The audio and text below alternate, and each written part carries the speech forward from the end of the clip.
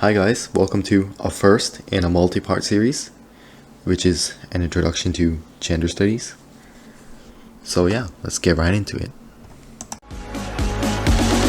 I just wanna feel your love.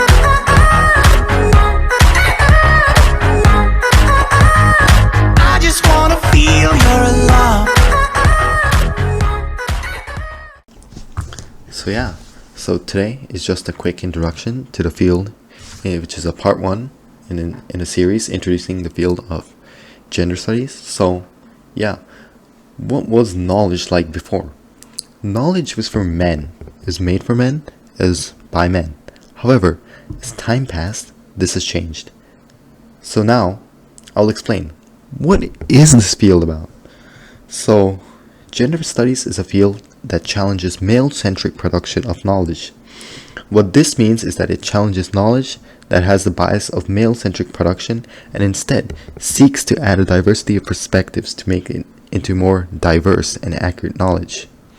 This is where we encounter our first key term, androcentrism. So, what is androcentrism?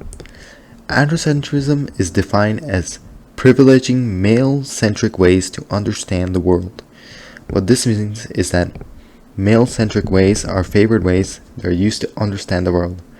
There is a bias placed on male-centric ways which are used to understand the world. Now, let's take a look at what feminist scholars think of this.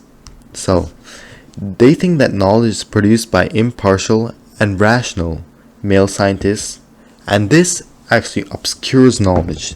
They would rather favor knowledge that's produced with gender, class, and cultural perspectives kept in mind.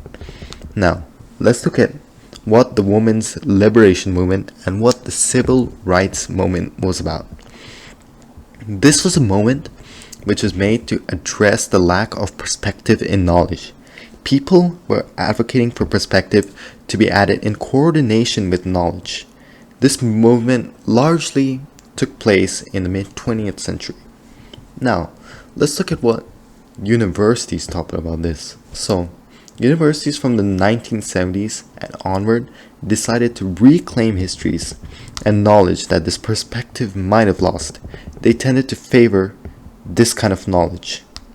Now, let's take a look at social groups that took part in these feminist movements.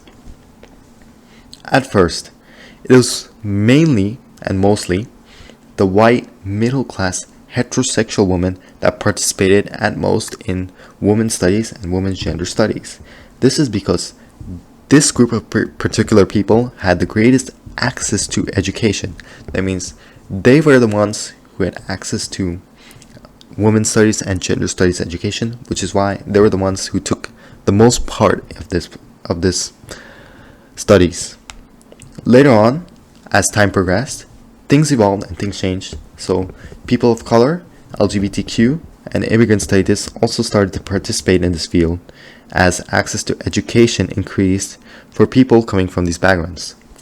Now, we must ask ourselves, what comes as a result of all this? What is the effect of all this? What happened is that there is a newer and more wider perspectives that came out of this. This means that people were able to broaden their mindset and they became more open-minded as a result of this. There also happened to be a name change. The field of women's studies changed into the field of women, gender, and sexuality studies.